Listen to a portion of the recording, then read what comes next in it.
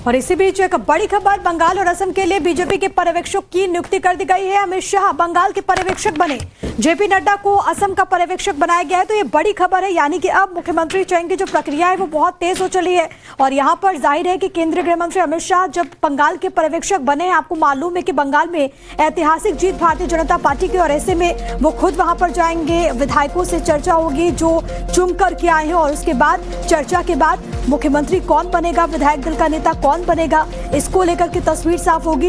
इधर खबर यह भी है कि केंद्रीय मंत्री जेपी नड्डा को असम का पर्यवेक्षक बनाया गया है। तो इस वक्त की बड़ी जानकारी, बड़ी इंफॉर्मेशन, असम और बंगाल के लिए पर्यवेक्षकों की नियुक्ति कर दी गई है। भारतीय जनता पार्टी की तरफ से एक बहुत बड़ी जीत है, खासतौर पर पश्चिम बंगाल में, क्योंकि भारतीय जनता पार्टी 206 सीटों के साथ यहाँ पर सरकार बनाने जा रही है। और ऐसे में सरकार के गठन को लेकर के इस वक्त तैयारियां बेहद तेज है। खुद केंद्रीय गृह मंत्री अमित शाह बंगाल के पर्यवेक्षक बनाए गए हैं। इसके अलावा जानकारी ये कि केंद्रीय मंत्री जेपी नड्डा असम के पर्यवेक्षक बनाए गए हैं, और ये इन राज्यों में जाकर के आगे जो सरकार गठन की जो प्रक्रिया होगी वो यहाँ पर तेज नजर आएगी। हमारे साथ इस वक्त हमारे national editor Amit Kumar connected है। अमित जी, क्योंकि बंगाल और असम के लिए बीजेपी के पर्यवेक्षकों की नियुक्ति कर दी गई है, अमित शाह बंगाल के पर्यवेक्षक और जेपी नड्डा असम के, आगे प्रक्रिया क्या होगी सरकार गठन? जी देखिए, मुझे लगता है कि कितनी गंभीरता से, क्योंकि ये जो जीत है बहुत ऐतिहासिक जीत है। पहली बार बंगाल में बीजेपी का मुख्यमंत्री होने जा रहा है। और जब आपको याद हो, जब 2014 में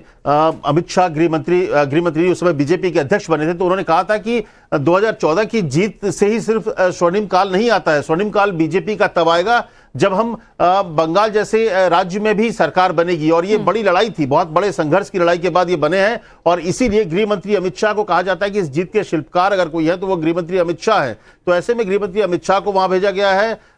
मोहन मांझी जो कि ओडिशा के मुख्यमंत्री हैं, उन्हें सह प्रभारी बनाया गया है। अब ये दोनों, इसके अलावा जेपी नड्डा और नायब सिंह सैनी असम के प्रभारी बनाए गए हैं और सह प्रभारी बनाए गए हैं। वहां पर जाएंगे लोग। पहले विधायकों की बैठक होगी, जो विधायक दल की बैठक होती है उसमें जो नेता होता है, विधायक दल का नेता चुना जाता है, जो पूरे पार्टी से रायशुमारी के बाद होता है। और इसके बाद जो विधायक दल का नेता होता है वो मुख्यमंत्री पद के लिए दावेदारी करता है। हालांकि हेमंत बिश्व शर्मा का नाम तय है, वहां पे उसमें कोई दो राय नहीं है। और यहां पर भी जो जैसी मुझे जानकारी है और जो लग रहा है कि लगभग ये तय माना जा रहा है कि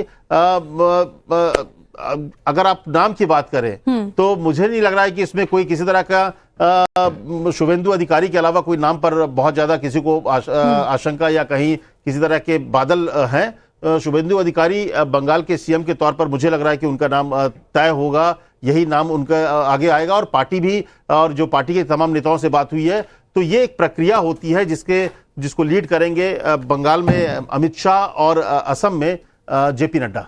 बिल्कुल। और जो दो नाम, क्योंकि एक तो असम से तो ये तय, हेमंता बिस्वा शर्मा जिस तरीके से लगातार हैट्रिक भारतीय जनता पार्टी ने लगाई है, और दूसरी तरफ पश्चिम बंगाल की अगर बात करें, खुद केंद्रीय गृह मंत्री अमित शाह, आपने भी जिस बात का जिक्र किया कि पश्चिम बंगाल में अगर ये ऐतिहासिक जीत भारतीय जनता पार्टी ने हासिल की है तो उसके शिल्पकार के तौर पर केंद्रीय गृह मंत्री अमित शाह को देखा जा रहा है। 15 दिनों तक वो वहां पर रहे, बिल्कुल माइन्यूटली उन्होंने काम किया ताकि भारतीय जनता पार्टी को बड़ी जीत मिल सके। संगठन को मजबूत करने के लिए भी लगातार वो ग्राउंड जीरो पर उतरे। नहीं, ये सिर्फ 15 दिन को भूल जाइए। मुझे लगता है कि ये जब 2014 में माफ कीजिएगा, जब वो अध्यक्ष बने थे, पार्टी का अध्यक्ष बने थे, नरेंद्र मोदी प्रधानमंत्री बन गए थे और पार्टी कमान अमित शाह के हाथ में आई थी, उस समय से उनके एजेंडे में बंगाल था। और उस समय से वो लगातार वहां पे जाते थे। और वो वहां पे जो आप कह सकते हैं ग्राउंड वर्क जो है, क्योंकि पार्टी कहीं खड़ी नहीं थी, बूथ मैनेजमेंट से लेकर तमाम जगहों पर भारतीय जनता पार्टी के नेताओं की तरफ से भी लगातार किया जाता, अंग बंग और कलिंग, और तीनों जगह अब कमल खिला हुआ है। मैं लौट रही हूँ आपके पास, लेकिन क्योंकि आपने 2014 में केंद्रीय गृह मंत्री अमित शाह के उस स्टेटमेंट का जिक्र किया, हम दर्शकों को इस वक्त सुना देते हैं कि आखिरकार केंद्रीय गृह मंत्री अमित शाह ने साल 2014 में ममता सरकार को लेकर के क्या कहा था, बंगाल को लेकर क्या कहा था। कुछ दिन पहले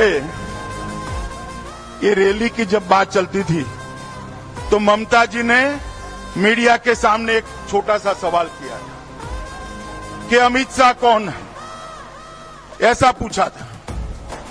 दीदी, अगर आप देख सकती है तो देख लीजिए, सुन सकती है तो सुन लीजिए, मैं अमित शाह हूं। मैं भारतीय जनता पार्टी का एक छोटा सा कार्यकर्ता हूं। मैं अमित शाह हूं और इस बंगाल की भूमि पर से तृणमूल को उखाड़ने के लिए आया हूं, वो आप समझ लीजिए।